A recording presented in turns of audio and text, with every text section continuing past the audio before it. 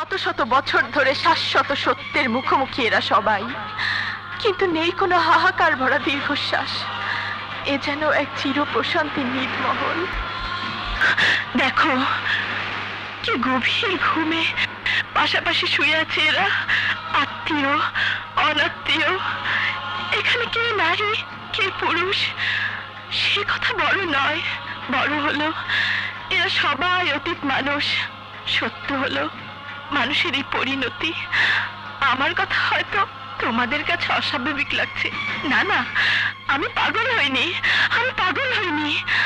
আমি তো আমাদের বন্ধুত্ব, আমাদের ভালোবাসার পরিণতির পথ খুঁজতে এখানে এসেছি, পথ খুঁজতে এখানে এসেছি। ওই গাছটিকে দেখো, কবরের শোভা হয়ে আছে, ছায়া হয়ে আছে। তেমনি নারী জীবনের শোভা হলো তার প্রেম, ছায়া হলো তার স্বামী। আমার বিশ্বাস নারী জীবনে একজন প্রকৃত বন্ধুই হতে পারে, একজন ভালো স্বামী। তোমরা দুজনেই আমার বন্ধু, তোমরা দুজনেই আমার ভালোবাসায় মোড়ানো একটি হৃদয় চাও। কিন্তু কিন্তু তা আমি দুজনকে কেমন করে দেব? এই সমাজে একজন পুরুষ দুজন নারীকে বিয়ে করতে পারে, কিন্তু একজন নারীর দুই স্বামী আছে এমন রেওয়াজ এই সমাজে নেই। আমাকে নিয়ে তোমরা কি নতুন বিধান রচনা করতে চাও? না, এই অসম্ভব। নারী হয়ে এমন অনিয়মে সায় দিতে আমি পারবো না। আমি গৃহবধূ হতে চাই, আমার একটি মন। আমি তোমাদের দুজনকে দিতে পারবো না। বাকি থাকে এই দেহটা, দাবি না চাললে এই দেহটাকেই দুজনে ভাগ করে নাও। কবিতা, তুমি কি পাগল হয়ে গেছো কবিতা?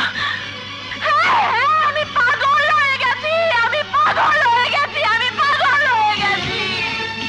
দুজন পাগল প্রেমিকের পাগল করা প্রেমে আমি পাগল হয়ে গেছি। পাগল বলে উপহাস করছো, দোষ দিচ্ছ? দাও দাও দাও।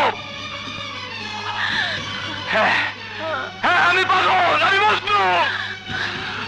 পাগল আমি তোমার প্রেমে, এমনই পাগল যে তোমাকে প্রেম নিবেদন করতেও ভুলে গিয়েছিলাম আমি। আরে সে তোমার অযোগ্যতা, প্রেম নিবেদন করনি, কিন্তু আমাকেই সলতে বানিয়ে হৃদয়ে জেরেছ প্রেমের প্রদীপ।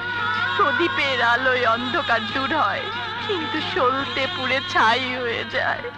আমিও তেমনি সলতের মতো জ্বলে পুড়ে ছাই হয়ে গেলাম।